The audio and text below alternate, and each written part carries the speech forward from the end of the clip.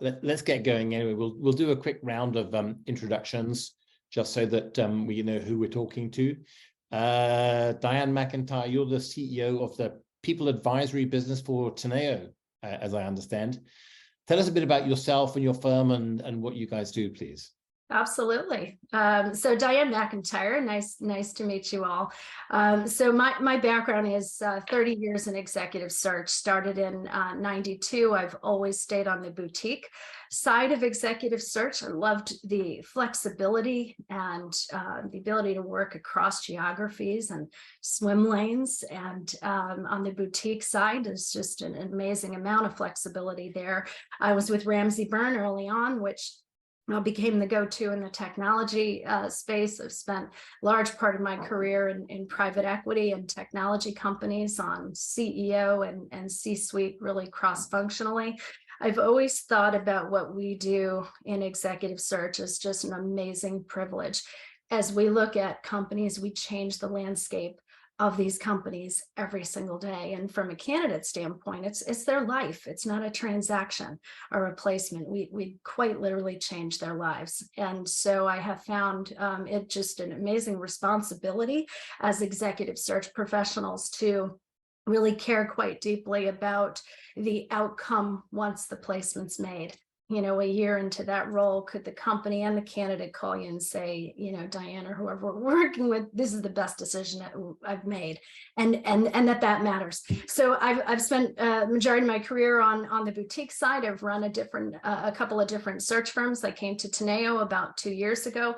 Teneo is a 1,500 person CEO advisory firm, and what Teneo's done, originally strategy and communications, but has put in one place everything that a CEO and a board stays up at night worrying about. And that is, you know, finances. So we've built a financial advisory practice where we bought Deloitte's restructuring business and some others, really putting some experts around financial advisory, strategy and communications, which includes reputation and crisis management, management consulting, risk, which is cybersecurity risk, geopolitical risk, and people advisory, which is the area that I run. So it's a 1,500 person firm. We work in an integrated fashion, and people advisory works on board search, board advisory, executive search cross-functionally, and culture change and culture and leadership. So on people advisory, we've got 100 people spread across the US, UK, and Asia. Great. Thank you very much, Diane. David Heron, CEO at Wilton Bain. Tell us a bit about yourself, David, and your firm. You're based in London, aren't you? Based in London. Thanks, Anthony, and thanks, Diane. And thank you to Hunt Scanlon and Ezekiel, who've invited us along also. So, yeah, a bit of background. I have spent 25 years now in executive recruitment at various different guises.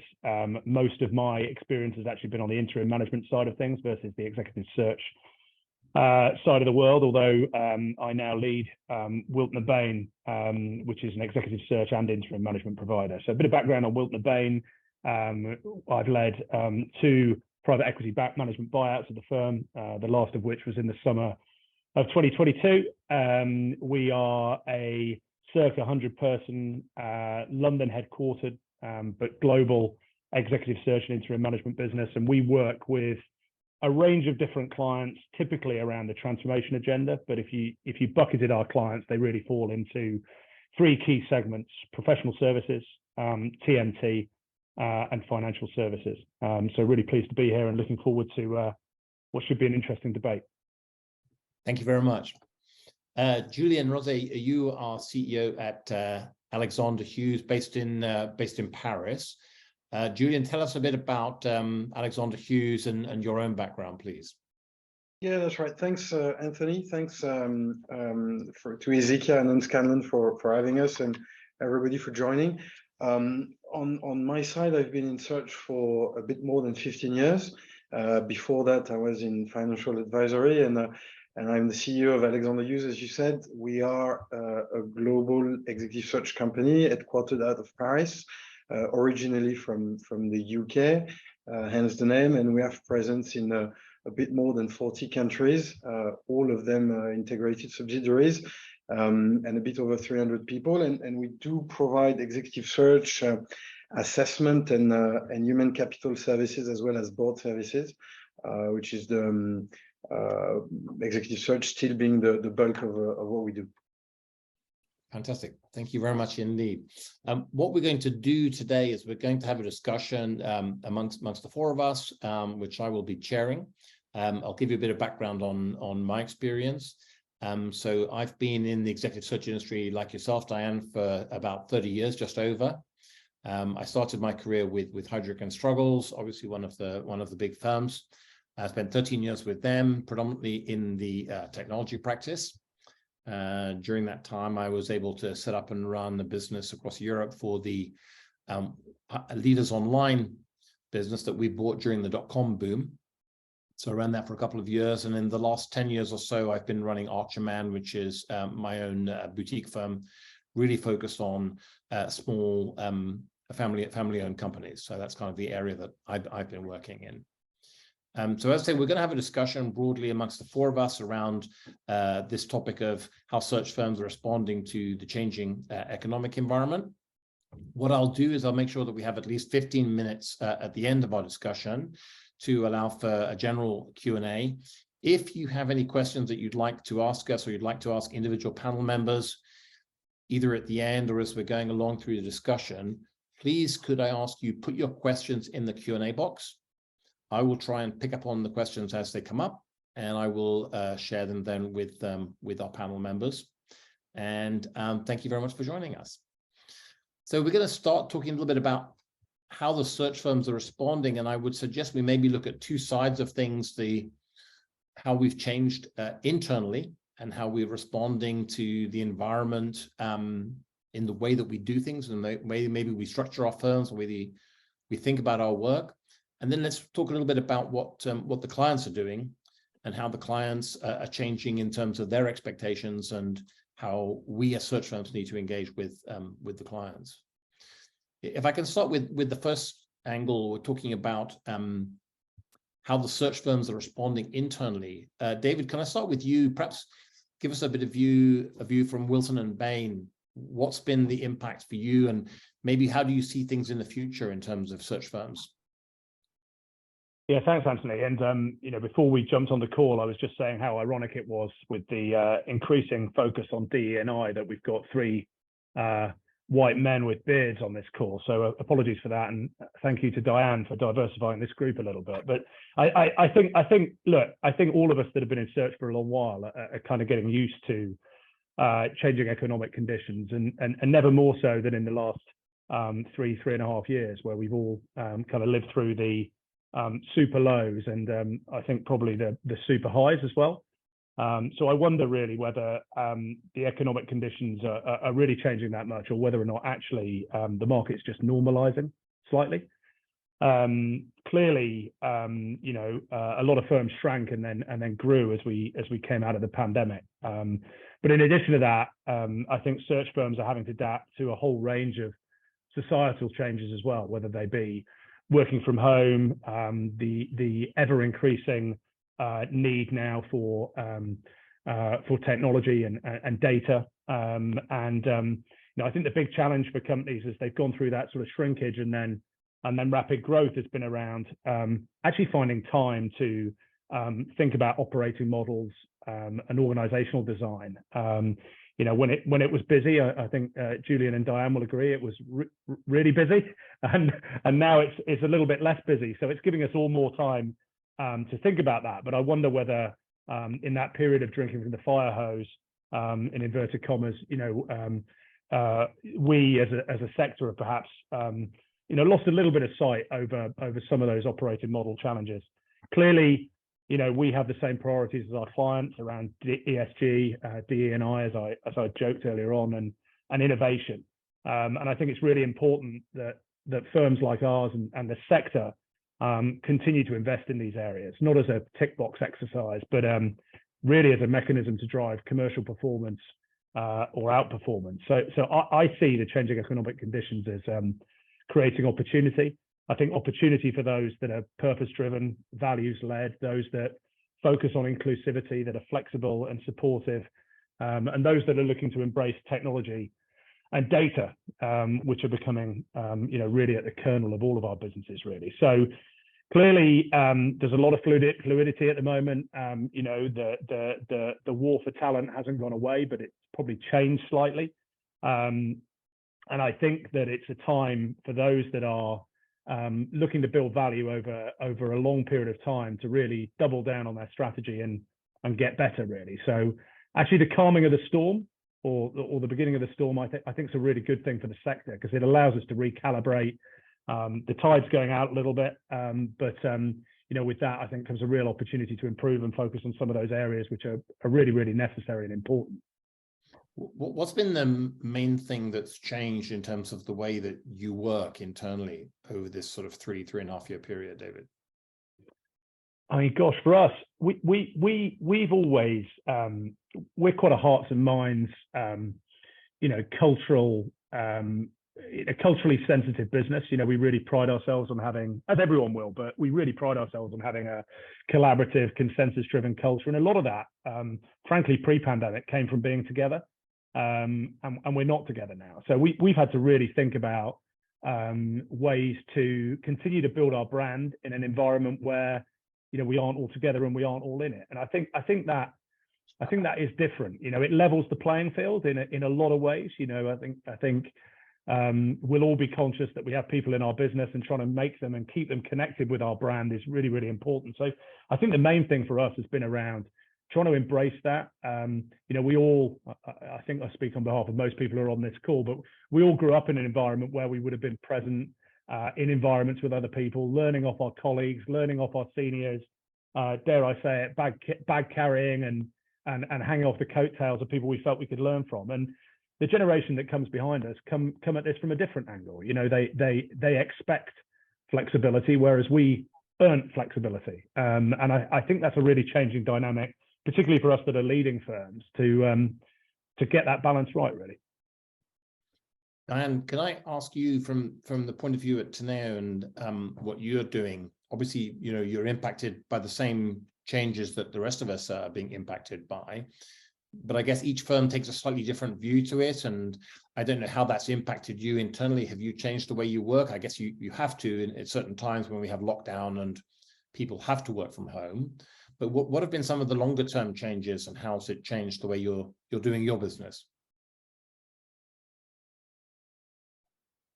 I was on mute. I might take you back a little bit here, because I've had personally a really interesting experience sort of growing up in search through the 90s .com crazy days, where I was traveling all over the place to and the flexibility I have had over my career. And I would love to camp out on that for just a moment, because it really does impact, I think, the way I lead teams now, and the ability to be sensitive to the different constituents that are kind of dealing with this. So, back late 90s, I had little kids at the time, and I was literally burning the candle on every end. I was on airplanes, I'm at clients, I'm in California, I'm back in New York working in the tech industry. And David Byrne, who was running Ramsey Byrne at the time, I went to him and I said, I don't know if I can do this. Like, I love it, but I don't know if I can do this. I mean, I had kids, I was trying to juggle everything. And at the time, he used to call me Mac. He's like, Mac, listen, he says, if you want to do this, he goes, you can work from the moon. He goes, I don't care where you are. Now, this was like 98, 99, 2000 timeframe, like, well early. That, I have to tell you, changed my life. I was able to continue on, had flexibility. This was way before its time. We didn't even have this video conferencing. It was like Kinko's, you had to go to a video and the latency. I mean, we didn't have this.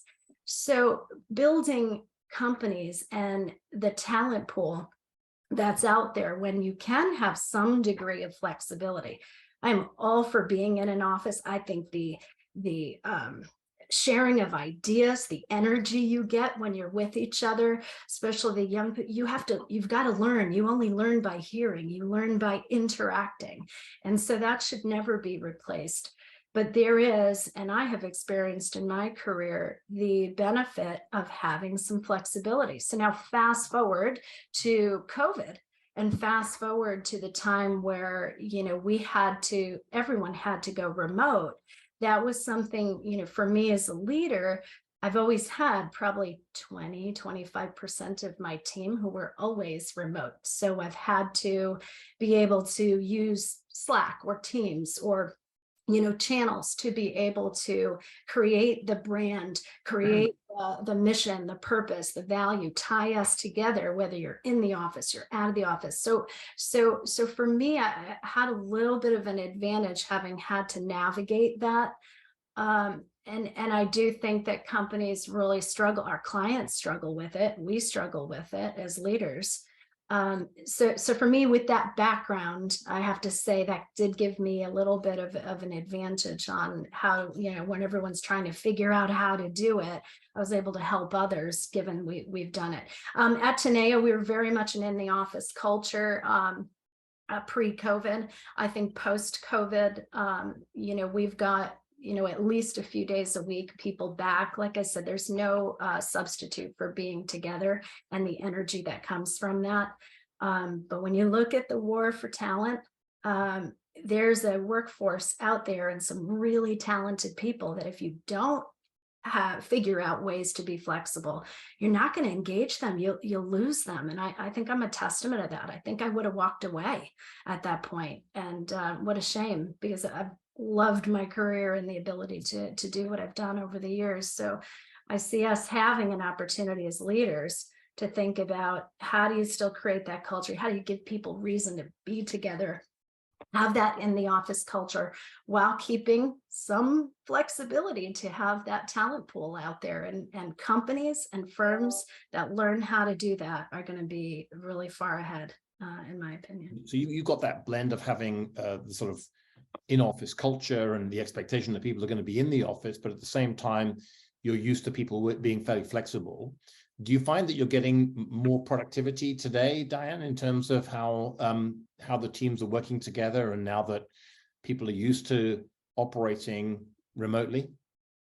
Yeah, I think it comes back to hiring really good people who are bought into the purpose and the vision and the mission of what you're doing. Then they're going to be productive, whether they're in the office, out of the office, 11 o'clock at night, thinking about client situation. It's the kind of the dedication to what we're doing has to be there. And I think productivity follows that, almost, rather than where you physically sitting. I do think people can be proactive from home. 100% at home, that's hard. That's hard. I think that's not ideal for anyone. Cool. Thank you very much. Julian, you run a large firm with, I think you said you've got 300 people in your firm. So some real challenges. How have you responded to the situation over the last 3 or 4 years? And have you seen some really substantial changes in the way that you're having to work as a firm?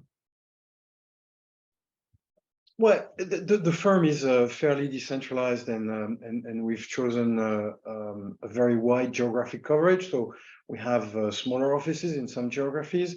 So basically, I would say that we dealt with all of this with a strong entrepreneurial spirit, which in a way is at the root of the company, and I think deeply in everybody's mind. So we are very pragmatic. We try to be very reactive, as my colleagues stated. I think that basically we were all super surprised about what we could do remotely, super surprised at the level of reactivity of both candidates and clients. And as in many instances, I think that everybody had to change for the very important things to stay the same. So the level of carefulness we put in assessing the people, in making the match between client and candidates has remained the same. And as Diane was saying, regardless of where you do this from, when you do that, it's the same. So, I mean, for us at Alexander Hughes, we strongly believe that we need to have the right people with the right mindset.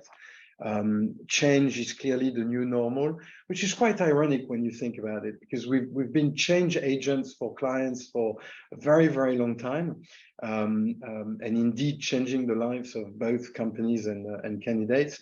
But I'm not sure we've been always the fastest to change ourselves.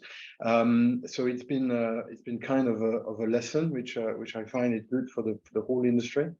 And at the same time, we need to keep track of what our purpose is, as search people, but also as firms. I mean, we've never been a hire and fire company, and we've been steadily opening new offices and developing new products in good times, as well as in bad times. And I think that's what we need to adapt to the change to come.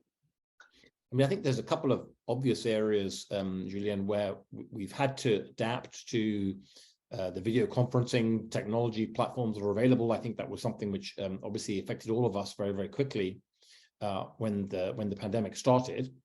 Turned out to be, it was an advantage because it gave us much more flexibility in terms of when we could see people and where we could see them. So that had some really significant advantages. So that was kind of one obvious area where the technology was an enabler for us in terms of improving our productivity and the way that we could work with clients. But also there's been a challenge around knowledge. How do you share the knowledge within the firm? I'm just wondering, what you have experienced within Alexander Hughes and how you see that changing in the future.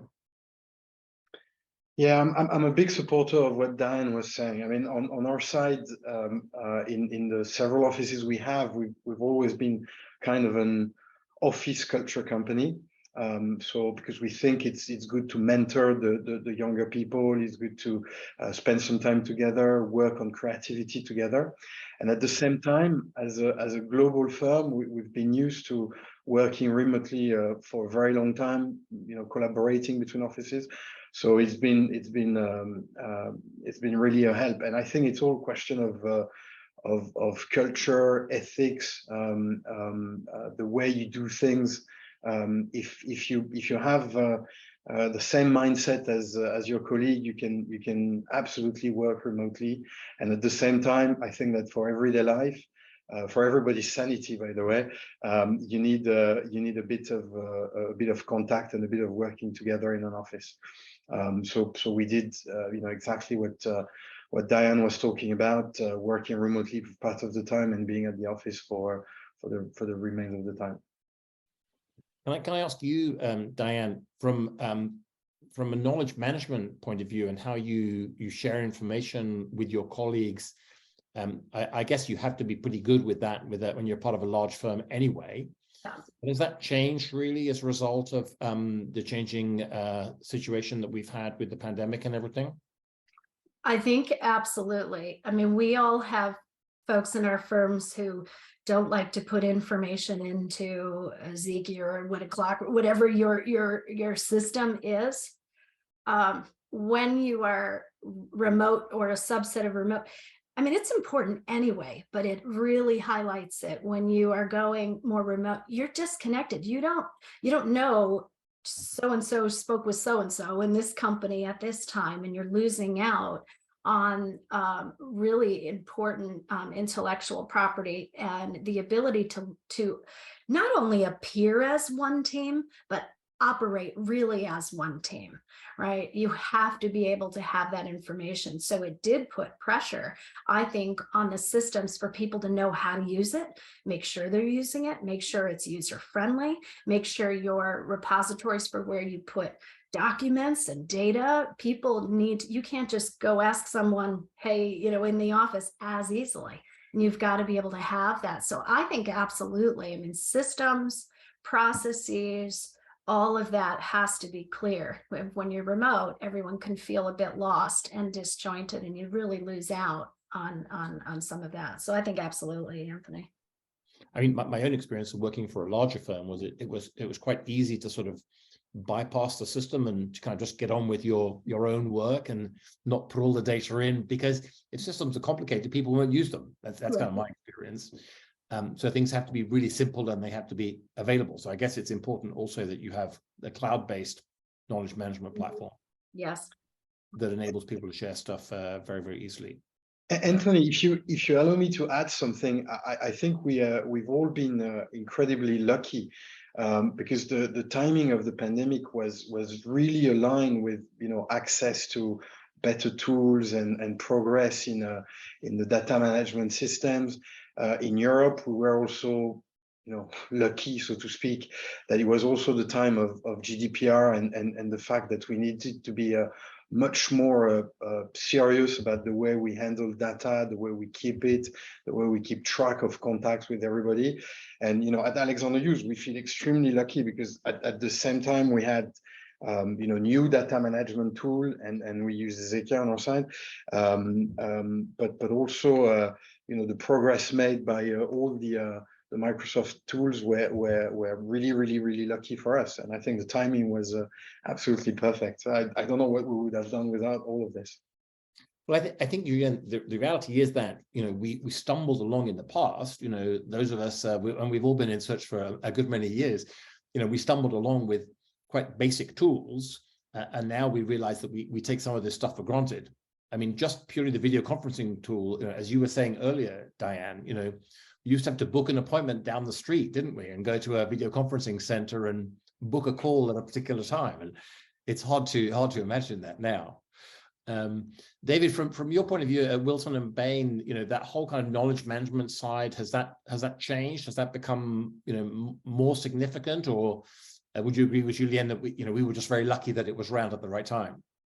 I think Julian's absolutely right. I mean, we were really lucky that it was around at the time. I think from our perspective, we began a journey in 2019 to put technology and data at the heart of our firm. So we were prioritizing this in a big way. I think we've made a lot of progress, not just in terms of a kind of CRM and information management, but the way that we use technology to drive efficiency in the business. There are a lot of tasks in these businesses that can be automated. There are a lot of very clever people that we all hire into this sector who we give actually quite boring jobs to. And technology can do a lot of that. And I think our role as leaders of these businesses is to try and create really, really fulfilling, exciting opportunities for our people, and to automate the things that can be done by technology. So for us, COVID was a useful tool actually to drive some of that adoption and to really change the behaviors of the partners. And had it not happened, I think we would have been slower. So I think Julian and Diane are right. I think it's forced a recalibration, and I think the big news and the exciting news for the search industry is it's helped us address some of the operating model challenges that the sector was probably facing. And we are definitely laggards behind most other sectors, I think. I say we as the collective we, really, but there's a lot more to come on this, I think. Yeah, I mean, I think some of the very mundane stuff, like putting together those client reports, I mean, those used to take a day or 2 days, pulling together all the information and getting it all organized and having somebody, trying to type it all up and then print out copies of it and stuff like that. And that's now fully automated, basically, isn't it? You don't really. Yeah, it is. I mean, I worry about the more junior people really being able to do the basics and the nuts and bolts of the role. I think it's really important to dare I say it, graft. but I mean, these are the formative years of your career. And actually, I think Diane's point there around, having been doing this for a long while, and then, 98, 99, realizing she didn't have to travel, didn't have to get on a plane. I feel exactly the same way, by the way. I've traveled nowhere near as much in the last 3 years. I missed some of that, but not all of it. But I think at the same time, there are some elements of those early years that were really formative. And I think it's important for us as leaders that we continue to help our people learn. So learning management, learning development, investing in our people, I think is a really, really, as well as technology, I think is a really, really important operating model shift that the search sector needs to really embrace, particularly if we want to retain our people in more of a virtual environment. I also, if I could jump in to just add on to something David's saying, as far as learning and training our people, what I have found, because technology has made it so easy on the research side, it can be the tail that wags the dog rather than you being a critical thinking person that you decide, what does the client really need? Like, don't go down this rabbit hole. You like this, so you'll see this and this, and kind of check your brain out and you let the technology do it. No, I mean, they're paying us for the value we bring to think critically. And I do think while technology is fabulous and fantastic, it can also create, especially for the younger people, rely on it so much. That's the go-to. You go there first rather than think about this. And I do think as leaders, we have to be able to develop our people to think about what's important, think about why you're doing this certain thing, why you're going down, why does this make sense, rather than the technology is leading you there. And then technology is very, very powerful. I mean, I think on the one hand, we're, as David, as you were saying, we're very lucky that we've got this fantastic technology now that supports our activities, and it does make many of those tasks much, much easier. But what you're saying, Diane, is actually we have to remember that on the other hand, there's the creative side where the advice that we're providing has got to match the scale of the challenge which our clients are facing, because they don't pay our fees for nothing. To what Diane is saying, I mean, I couldn't agree more. I think it's about remembering our purpose and automating any task that you can on the mundane tasks that we used to have people working on, that we need to do. Trying to take technology, use technology to make sure that we target all candidates, that we have wider range of research, and that we see more people on the market. That's something we absolutely need to do. But the advisory part of the industry, I think, has to be at the center of what we do. And the human contact, the ability to assess candidates, has to remain as well very much an added value feature. I think that what the past few years, and Diane is fully right, the access of information has gotten so much easier that it's easy to get swamped. And I think that what the last years has shown us is the difference between reselling CVs and being an actual executive search professional, understanding the company, its culture, its strategy, and also understanding the candidates, their background, what they want to do, what the best next move for them. And I think that, again, changing everything, making sure that we use the latest technology, but at the same time, keeping what actually makes executive search and what makes the value also for our clients and candidates. Thank you very much. Diane, from if I think back to the start of the pandemic, I remember a conversation with one of my clients, and the CEO emerged after basically, I think, about a day and a half of internal discussion. And he said, we've basically reinvented our business in 24 hours. So they'd effectively reinvented the operating model for their business internally because of the pandemic. And that, of course, meant that there were huge changes in what the kind of advice and support that they needed. I guess as part of Teneo, Diane, you must see that across all of the areas of the business, but particularly around the people advisory. So, has the client expectation or has the client need changed, do you see? Yeah, I mean, I think the value we bring in the profession we're all in, and at Teneo, I have a little bit of a unique situation where I do have top management consultants, top financial advisors, like all these other pieces that inform everything that I'm doing. So I always, I never thought I was McKinsey, but I would always try to do the very best I could to understand the business levers. It's got to start with, what is this business trying to do or accomplish? And any search you end up doing has to start there. It can't be with, here's the spec, and go run and find these people, and here's just the short list that maybe you've used on 10 other clients. You're solving a problem. And I think, Anthony, that the main point is working with our clients on solving and helping to figure out, what are the pain points? Here's your business strategy. Where are the gaps? What do you have on the team to accomplish that? Do you have the right culture? Do you have the right team? Are they in the right places on your team?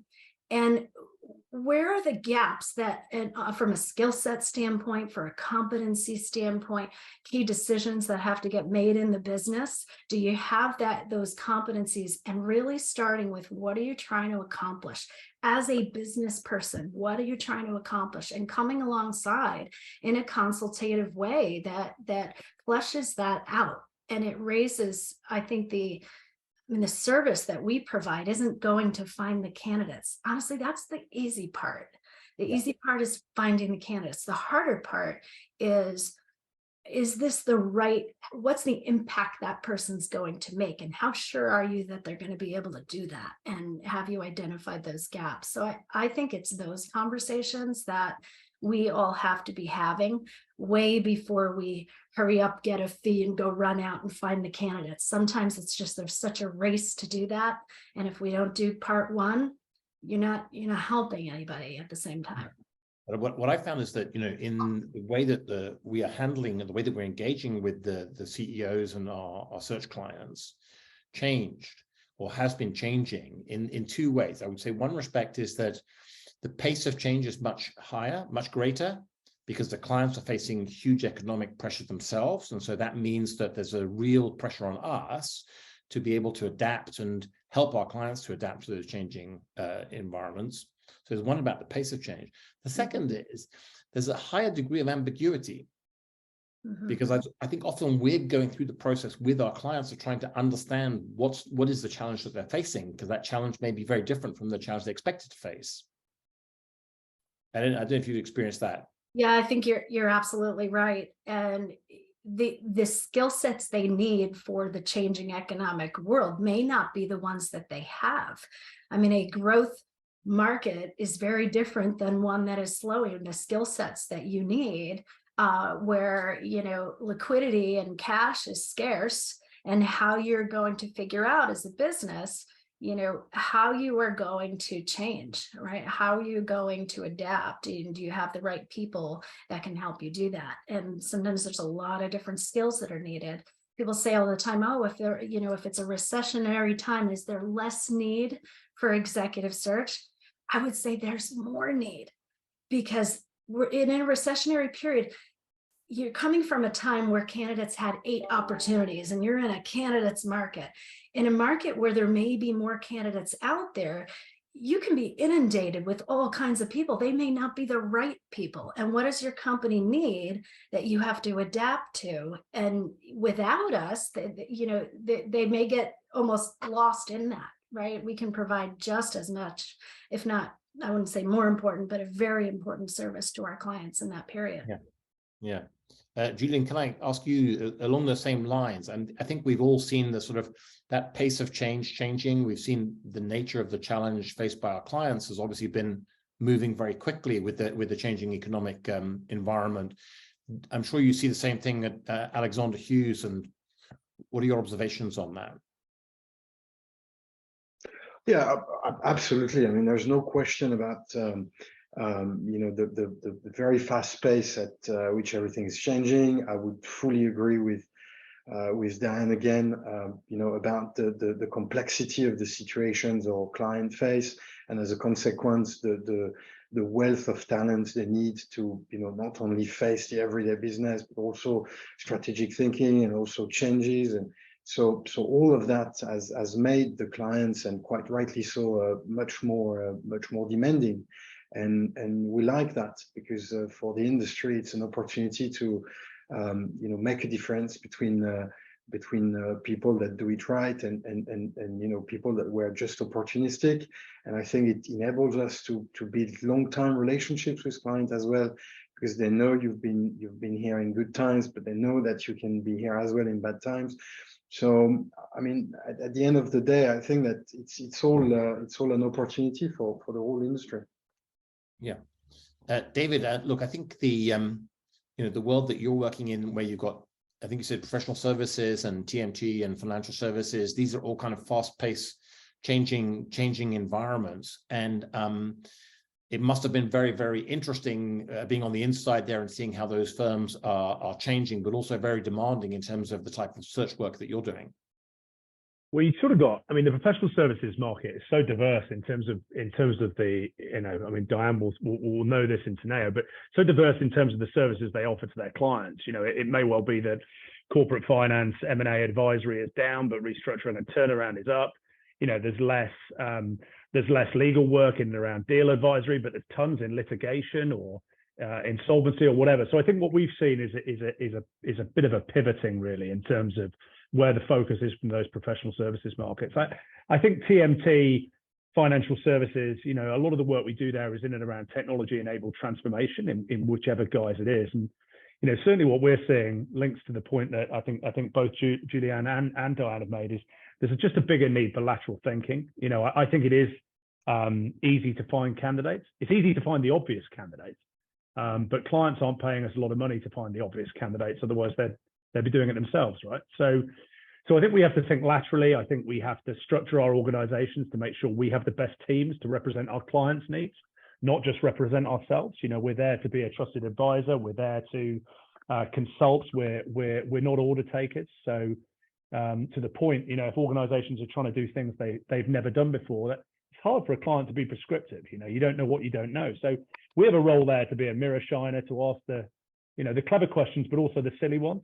And I think we're in a real privileged position where you work with lots of different clients with lots of different shapes and sizes, lots of different ownership structures, where I think we underestimate how lucky we are to have that perspective.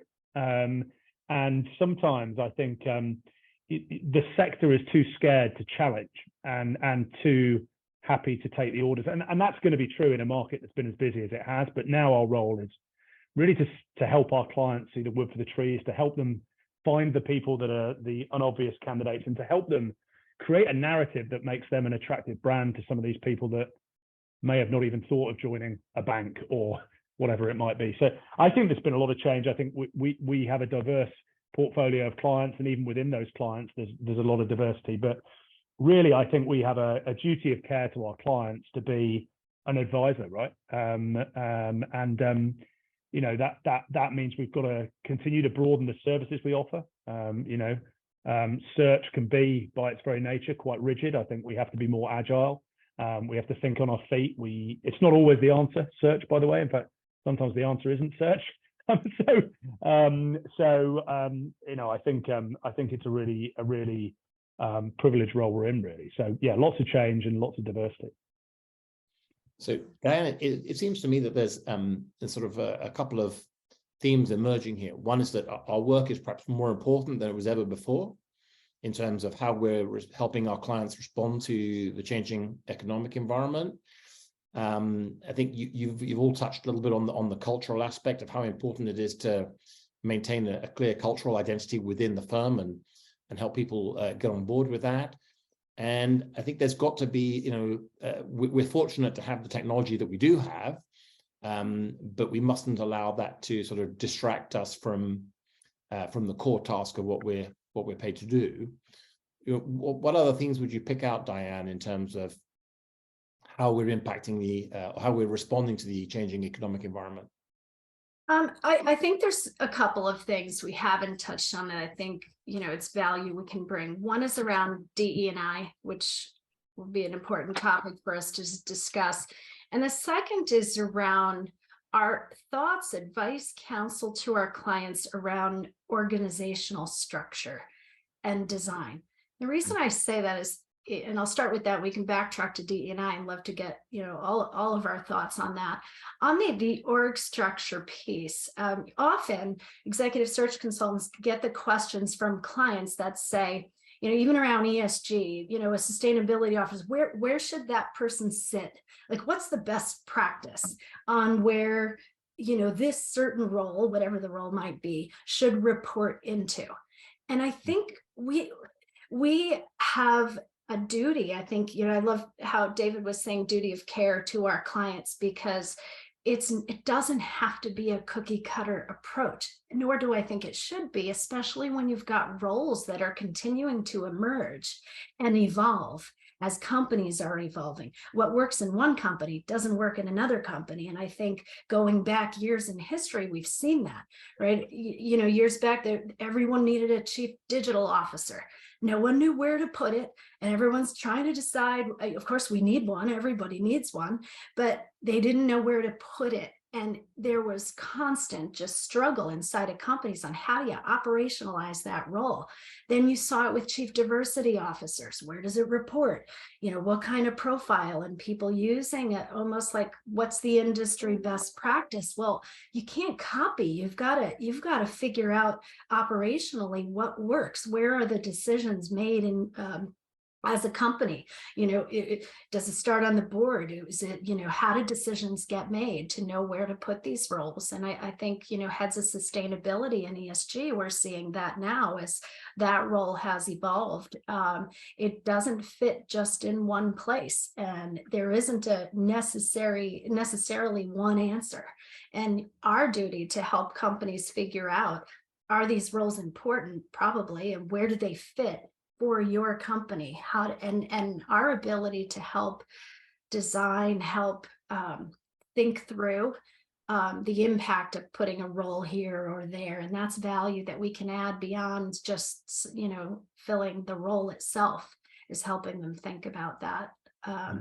And so I don't know if you want to stop there, if there's any comment on that, or DNI. I want to just ask people to start.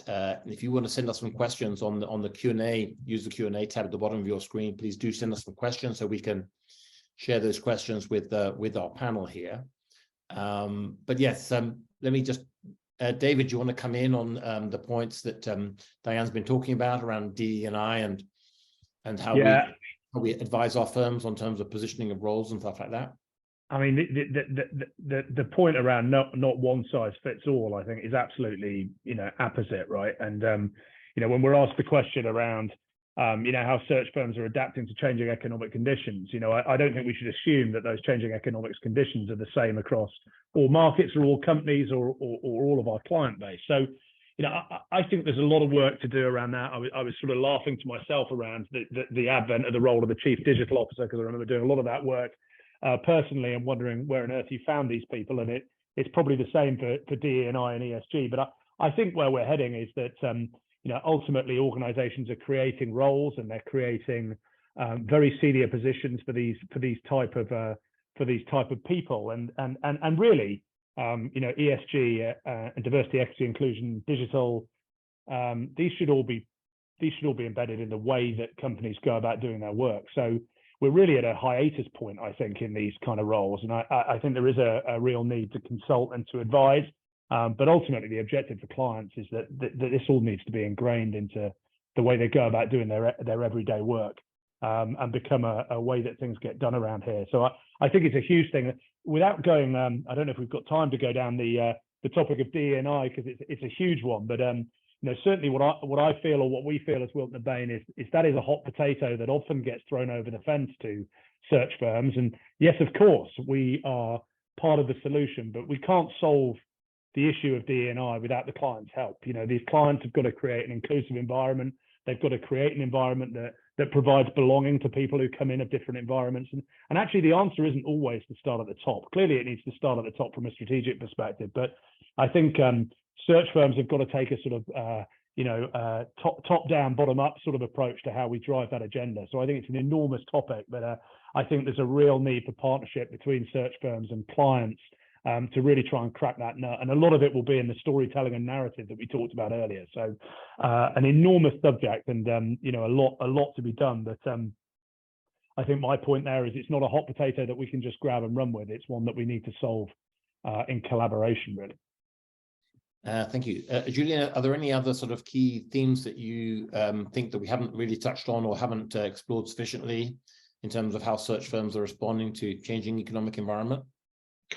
No, about one word on our mission. I think that you know, to add to what my two colleagues were saying, I think that one of our missions is to help the client navigate in the changes in competencies and the way to assess them. The scarcity of talents, as well as D&I, as well as new competencies coming up and new jobs coming up, I think makes us puts us in a central position in helping our clients understand what people have done, but also what people can do. And I think we should have more of a competency-based and cultural compatibility approach than ever before, because we're going to see people able to take on jobs that they've not done before, because the way we assess them in the past was biased in the case of D&I, or because it just didn't exist before, or because you can't find people that you used to find before, or because you can't motivate people that you used to be able to motivate before. So I think that our position as not only finding people, putting people in new jobs, I think all of that is changing, and it's changing rapidly, and our ability to be creative, our ability to read the market, not only as it is today, but in terms of its evolution, is absolutely crucial, and that's fascinating. Cool, I think so. I've got a few questions coming in here, so I'm going to try and handle as many of them as I can. Diane, can I start with you here? There's one here about the return to the office and people working from home. And the questioner is asking, would you be making return to office mandatory or just encouraging it? Because there seems to be a lot of pushback from certain generations about forcing people back to work. Can I ask you to pick that one up, Diane? Yeah, I know there are firms that are mandating it out there. I personally, my own opinion is, mandates, it's more motivating people to come in rather than mandating it. I think you've got to lay out and take a step back with what does employee engagement look like? What are the standards what are some of the procedures, processes, how we engage with one another? I would almost focus on that rather than mandatory this amount of days. That's my own personal opinion. I think there is a subset of talent out there that if it's mandated, we're not going to be able to tap into, and that would be a shame. At the same time, we have enormous work to do in training and developing leaders of tomorrow and engaging our teams, and a lot of that happens in person. And so it's gonna have to be that hybrid, and figuring out how you put people and their development as a priority. And then what does that look like? I almost feel like the conversation has to go out from here's what the rules should be to what are we trying to accomplish in the way that we work? How do we design work to develop people and really compete in the market? I mean, we have to be the best at what we do, period. Yeah, I think that's very true. I'm going to skip on to another question, which I'm going to fire at you, if I may, Julien. How has the use of technology and new ways of working impacted the overall client and candidate experience, positively and negatively? Yeah, I saw that one, and thanks for the question. Well, what we've obviously we don't want to compromise the personal and strong partnership relationship with both the client and the candidate. So what we've been trying to do, and I think it's the case for the whole industry, technology has very much simplified the interaction. We are talking about video conferencing, so that makes things faster, more efficient, a bit more informal as well, which is probably a good thing. At the same time, at least on my side, I try to use technology to be more rigorous in the relationship. So, when was the last contact? What have we discussed? When do we have to get back to a candidate? So overall, I would say it has simplified it, probably made it more efficient, and we're not skipping things we could skip before. So overall, good experience. What we've what we clearly very quickly decided at Alexander Hughes is to avoid anything that could be too automated. I mean, I hear some of my colleagues talking about bots to exchange SMS with candidates, even for the, even for scheduling the interview. Personally, I would not do that, but that's a choice. Yeah. Cool. David, if I can ask you here, there's a question is asking, how do you initiate conversations when you are making suggestions in areas that are outside of what you're being paid for, what you're being hired to do? In other words, if there's topics that you think are relevant to the client, how do you initiate conversations around that sort of area? Sure. I was just smiling to myself at the irony of Diane being asked the question about return to work when she has an empty office behind her. But look,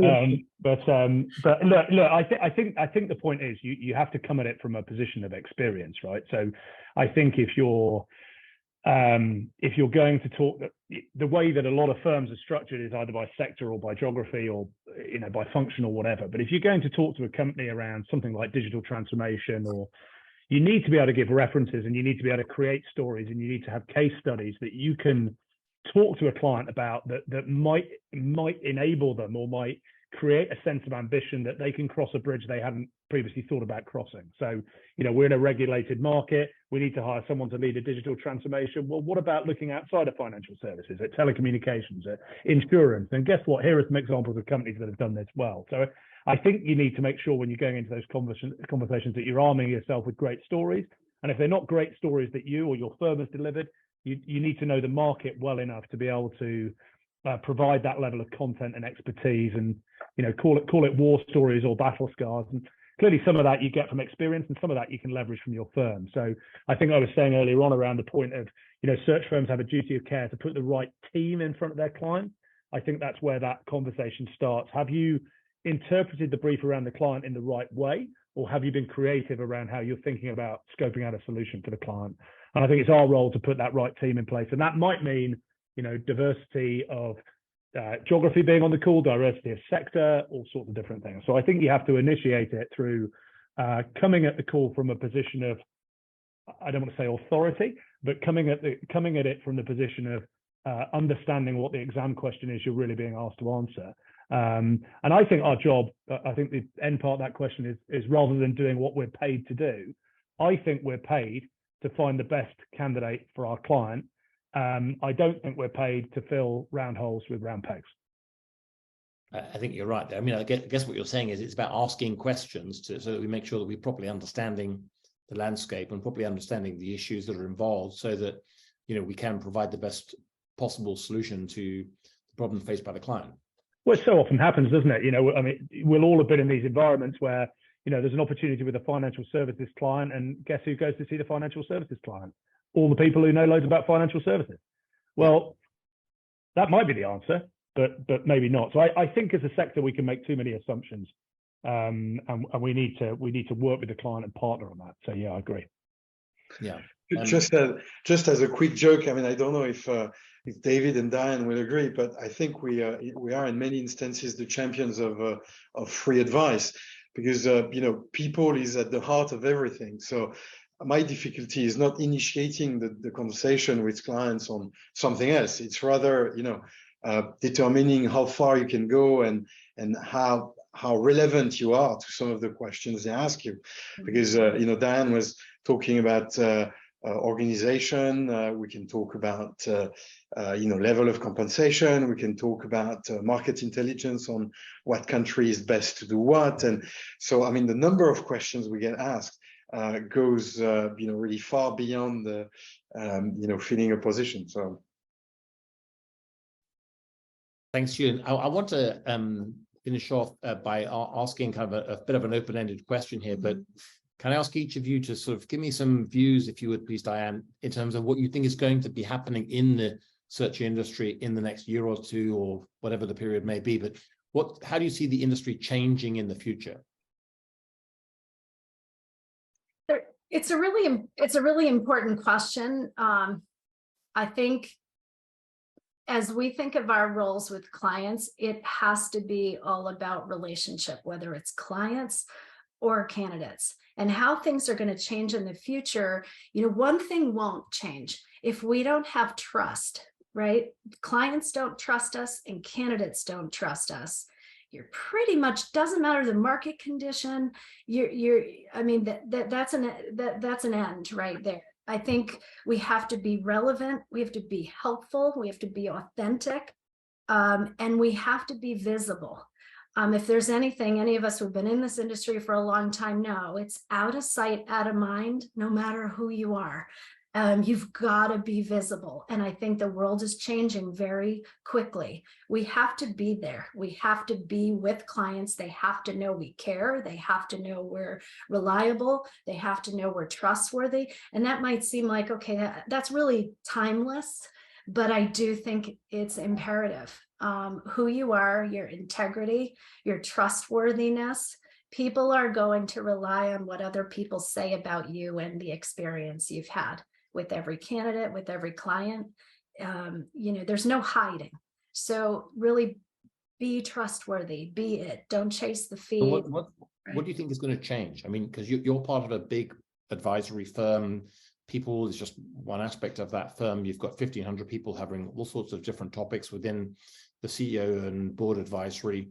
Mm-hmm. What do you think is going to change in the industry? Are there going to be more firms like yours that are broader? I think so.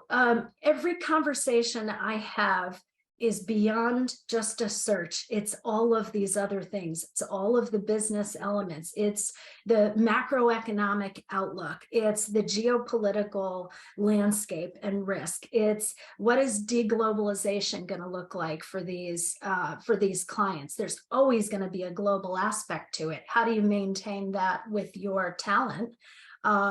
Being global, yet really understanding each market as things do become more deglobalized.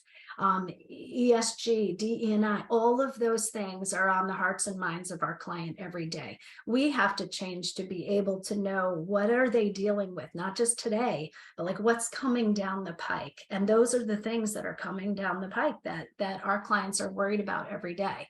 And we have to adapt to that. And I do think there's going to be a lot of, it's not just a search, but how well can you be at the table thinking about the business strategy with our clients? And we have a people lens on it and a talent lens on it, but we're in the trenches with them thinking about their business every day and what's coming down the pike. That's where I think it's at. It's not in a vacuum of you're a search person and here's a search. We've got to be able to do that as a business.